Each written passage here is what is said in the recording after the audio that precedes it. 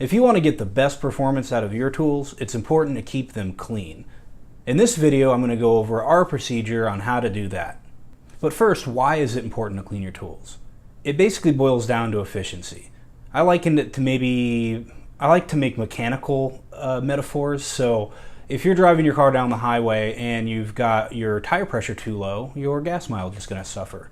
Same thing with a tool. If you're running it dirty, it's not going to run as efficiently. And efficiency equals life, and it equals your bottom dollar when it comes to your per unit cost on your tooling. It's more efficient to run a clean tool because it more effectively removes material from the cutting area. If you don't, it's going to get jammed between the cutting flute and the material you're cutting, which forces the tool to recut the same material over again.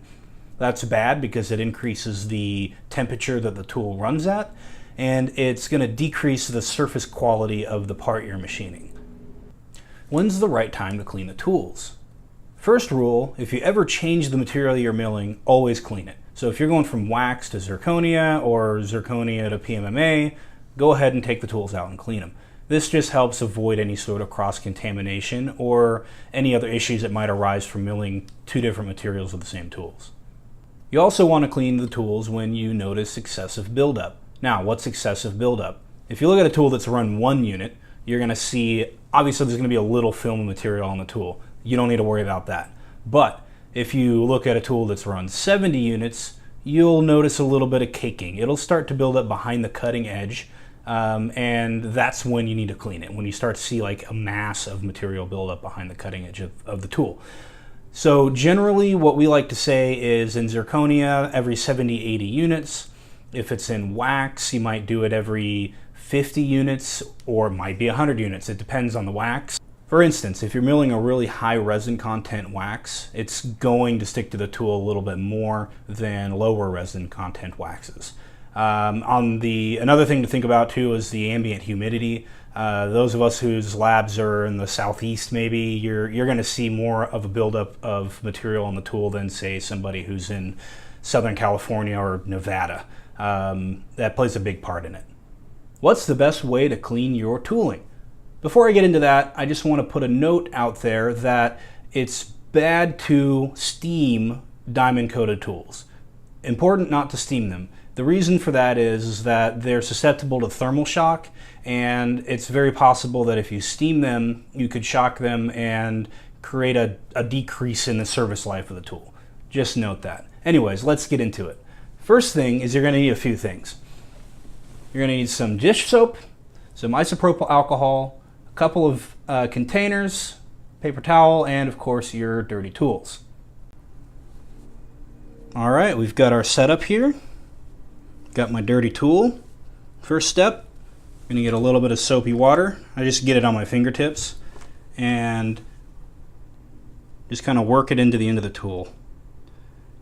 The best way to do it is right between your forefinger and your thumb, and just kind of pull the tool out of your finger and let it twist as you go, so you're letting it guide on the flutes. Grab a little more and just work this. Repeat it until there's no more material left on the tool. Important note here, be real careful with the smaller tools because you can actually break them if you're not careful. And secondly, the edges on these tools are pretty sharp, so if you pinch it real hard, you can actually cut your fingers.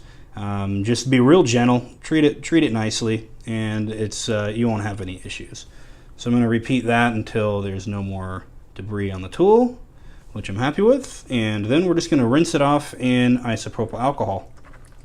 Now the reason we use the alcohol is because it's going to do a little better job getting rid of the rest of that soap residue, and it's important to keep that soap residue off because if you don't thoroughly remove it, it can actually encourage material to stick to the tool when it's milling, which is the opposite of what we're trying to do here. So you're done. Now it's just ready to dry. We recommend letting it sit out on the table and air drying. However, we understand that sometimes you're in a rush for the tool. It is okay to blow it off with compressed air. Just note that you want to be careful. I've sent them flying across the room before, and that's an easy way to break a tool. So better to let it air dry. Alright, I hope this has been informative. The takeaway here is that if you want the best performance out of your tools, keep them clean. Hey, this has been Greg Everett from Sierra Dental Tool. Have a good one.